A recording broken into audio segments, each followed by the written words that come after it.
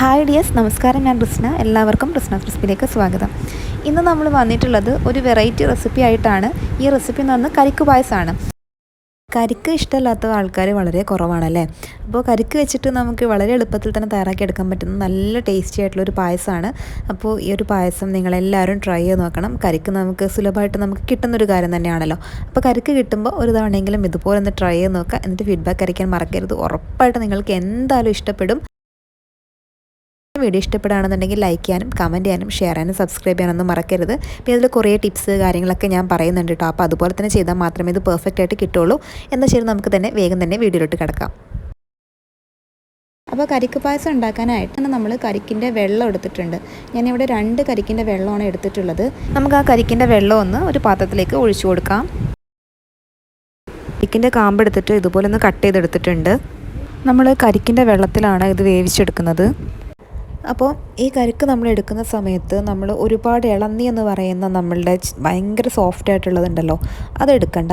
അതുപോലെ തന്നെ ഭയങ്കര കട്ടിയായിട്ട് ഒരുപാട് മൂത്തിട്ടുള്ള നമ്മൾ പറയുമല്ലോ, ഓരോ പേരാണ് പറയാൻ എനിക്ക് കറക്റ്റ് അറിയില്ല, അതുകൊണ്ടാണ് കേട്ടോ ഞാൻ പറയാത്തത്. ഞാൻ കരിക്കെന്നാണ് പറയുന്നത്. അപ്പോൾ നിങ്ങൾക്ക് മനസ്സിലാവുന്ന ഒരുപാട് തേങ്ങ പോലെ ആവുന്നതിന് തൊട്ട് മുന്നേ ഉള്ള സെക്ഷൻ അതുപോലെയുള്ളത് എടുക്കണ്ട. 2ൻ്റെ മീഡിയം ആയിട്ടുള്ളത് വേണം കേട്ടോ എടുക്കാൻ വേണ്ടിയിട്ട്.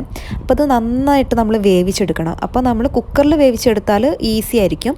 1-2 വിസിൽ കൊണ്ട് നമുക്ക് വെന്ത് കിട്ടും. ഞാനിപ്പോൾ സാധാരണ ഈ ഒരു എന്താ പറയുക, നമ്മൾ തേങ്ങാവെള്ളം നമ്മൾ എടുത്തിട്ട് അതിനകത്ത് തന്നെയാണ് ഇത് വേവിച്ചെടുക്കുന്നത് കേട്ടോ. അപ്പം ഈ രീതിയിൽ തന്നെ നമ്മൾ വേവിച്ചെടുക്കുക. അപ്പം എന്നിട്ട് അടച്ചു വെച്ച് വേവിച്ചെടുത്തിട്ടുണ്ട്.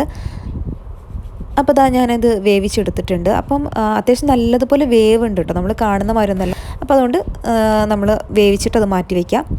അതിനുശേഷം ഞാൻ എടുക്കുന്നതെന്ന് വെച്ച് കഴിഞ്ഞാൽ 1/2 ലിറ്റർ പാലാണ്. അപ്പം ഞാൻ 1/2 ലിറ്റർ പാലിലേക്ക് 1/2 ലിറ്റർ തന്നെ വെള്ളവും കൂടി ഒഴിച്ചു കൊടുക്കുകയാണ് കേട്ടോ.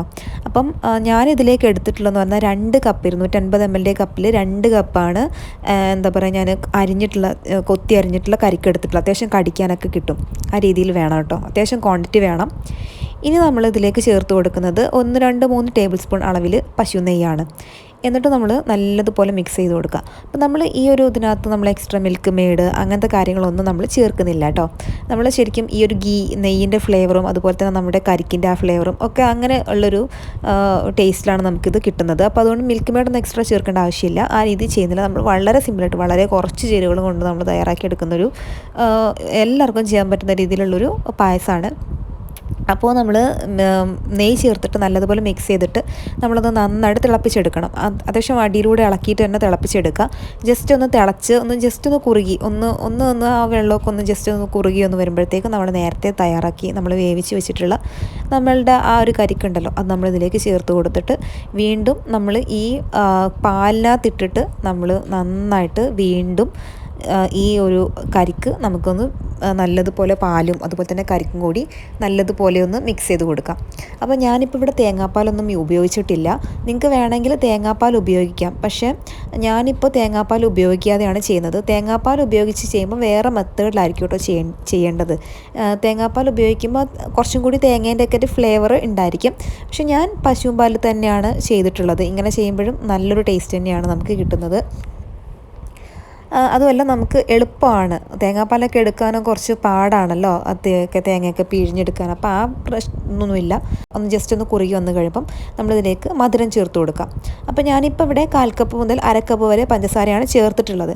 അപ്പോൾ നമുക്കറിയാലോ പഞ്ചസാര എത്രത്തോളം ചേർക്കുമ്പോൾ എത്രത്തോളം ടേസ്റ്റ് നമ്മൾ മധുരത്തിനനുസരിച്ച് നിങ്ങൾക്ക് ചേർത്ത് കൊടുക്കാവുന്നതാണ്.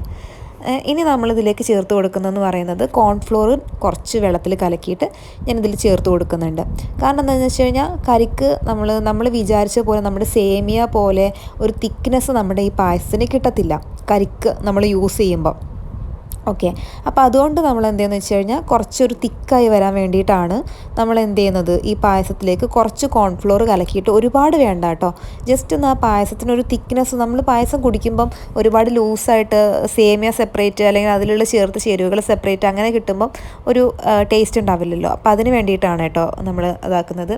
പിന്നെ ഒരു നുള്ളു ഉപ്പ് ഇതിൽ വറുത്തിട്ടുള്ള അണ്ടിപ്പരിപ്പ് മുന്തിരിയും കൂടി നമ്മൾ ചേർത്ത് കൊടുക്കുകയാണ്. അതൊക്കെ ഓപ്ഷണലാണ്, വേണമെങ്കിൽ മാത്രം ചേർത്ത് കൊടുത്താൽ മതി. പിന്നെ ഇതിലേക്ക് ഏലക്കാപ്പൊടിയും കൂടെ ചേർത്ത് കൊടുത്തിട്ട് നമ്മൾ മിക്സ് ചെയ്തെടുത്ത് കഴിഞ്ഞാൽ അടിപൊളി ടേസ്റ്റി ആയിട്ടുള്ള കരിക്ക് പായസം റെഡി ആയിട്ടുണ്ട്. വളരെ സിമ്പിളായിട്ടുള്ളൊരു റെസിപ്പിയാണ്. എല്ലാവരും ട്രൈ ചെയ്ത് നോക്കിയിട്ട് ഫീഡ്ബാക്ക് അറിയിക്കാൻ മറക്കരുത്. പാൽ പായസവും സേമിയ പായസവും ഒക്കെ ഇഷ്ടപ്പെടുന്നവർക്ക് തീർച്ചയായിട്ടും ഇത് എന്തായാലും ഇഷ്ടപ്പെടും. മാത്രം കരിക്കും പാലും മാത്രം മതി നമുക്ക്. പിന്നെ ബാക്കിയുള്ള ചേരുവകളൊക്കെ എക്സ്ട്രാ അഡീഷണൽ ആയിട്ട് നമുക്ക് ഫ്ലേവറിന് വേണ്ടി ചേർക്കുന്ന നിർബന്ധമൊന്നുമില്ല. അപ്പോൾ എല്ലാ ഇത് കണ്ടില്ല, അവസാനത്തെ ടെക്സ്ചറാണ് നമ്മളുടെ പായസത്തിൻ്റെ. അടിപൊളിയായിരുന്നു. എല്ലാവരും ട്രൈ ചെയ്ത് നോക്കി ഫീഡ്ബാക്ക് അറിയിക്കാൻ മറക്കരുത്. വീണ്ടും മറ്റൊരു വെറൈറ്റി റെസിപ്പി ആയിട്ട് നമുക്ക് വീണ്ടും ഇൻഷാ അല്ലാ എല്ലാ ദിവസവും നമുക്ക് കണ്ടുമുട്ടാം. നമ്മൾ ഷോർട്സ് അപ്ലോഡ് ചെയ്യുന്നുണ്ട് കേട്ടോ. നമ്മൾ ഡെയിലി നമ്മൾ 9:38 വീഡിയോ, പക്ഷെ അത് നമ്മൾ ഷോർട്സും അപ്ലോഡ് ചെയ്യുന്നുണ്ട്. അതെല്ലാവർക്കും ഒരു ഡൗട്ടുള്ളൊരു കാര്യമാണ്. നമ്മൾ 9:30-ക്ക് 38-ന് നമ്മൾ ഷോർട്സ് ആയിട്ട് അപ്ലോഡ് ചെയ്യുന്നുണ്ട്. നമ്മൾ വീഡിയോ മാത്രമല്ല അപ്ലോഡ് ചെയ്യുന്നത്.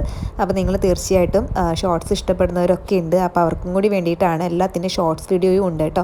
നമ്മളുടെ വീഡിയോസിൽ എന്താ പറയുക, എല്ലാ വീഡിയോസിൻ്റെയും ലിങ്ക് ഞാൻ ഡിസ്ക്രിപ്ഷൻ ബോക്സിൽ കൊടുക്കാം. കാരണം കരിക്കിൻ്റെ മുന്നിലുള്ള പുഡിങ് അതുമാതിരി തന്നെ ജ്യൂസസ് ഒക്കെ ഞാൻ ചെയ്തിട്ടുണ്ട്. അതിൻ്റെയൊക്കെ ലിങ്ക് ഞാൻ ഡിസ്ക്രിപ്ഷൻ ബോക്സിൽ കൊടുക്കുന്നുണ്ട്. അപ്പോൾ നിങ്ങൾ ചാനൽ ചെക്ക് ചെയ്ത് നോക്കുക. വീഡിയോ ഇഷ്ടപ്പെടാൻ സബ്സ്ക്രൈബ് ചെയ്യാനും മറക്കരുത്. മറ്റൊരു നല്ല വീഡിയോ ആയിട്ട് നമുക്ക് വീണ്ടും ഇൻഷാ അല്ലാഹ് റസ്നാസ് റെസിപ്പിയിലൂടെ കണ്ടുമുട്ടാം. അതുവരേക്കും ടാറ്റാ ബൈ.